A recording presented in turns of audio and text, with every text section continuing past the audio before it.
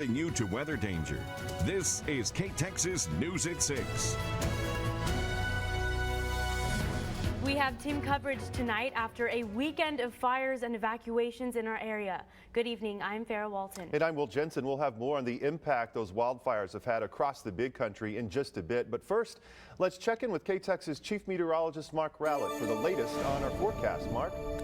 Well, we had rain and thunderstorms we were concerned about earlier this afternoon. Now we've switched over to the concern for strong winds and very dry air. Those tough storms that really got fired up here around and east of Abilene have left our area and pushing over into the Metroplex, all the way down there into the populated I-35 corridor, moving away. Now, we can't rule out a sprinkle or two, but I think we're done with our storm risk. And that storm watch still officially continues for Knox County and Stevens and Eastman County, but really it's now more of a tornado watch that is over here into northeast and central Texas until 10 o'clock this evening.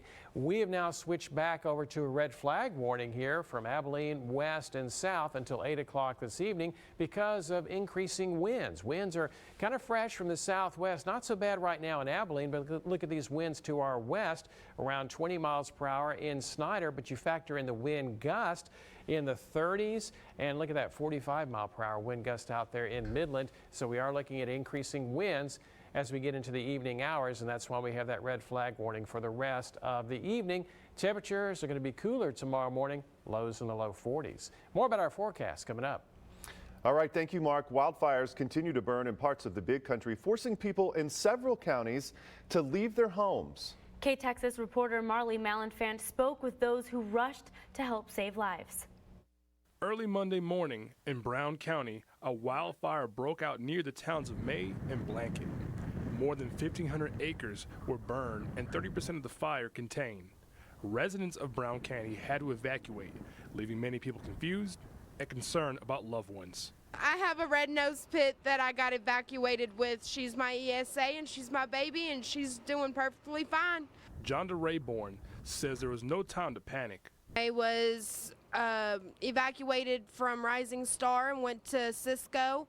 I mean, there's really not much to tell. They evacuated as many people as they could, and I'm really shocked about how much has been destroyed. Destiny C had essential items ready to go before leaving. We started calling my grandma, we started calling everybody we know and make sure they knew we were okay, and then we were trying to figure out a plan, but mainly we just packed in case we needed to rush out. I'm Marley Malenfant, KTexas News. The wildfires across the big country are battles still being fought.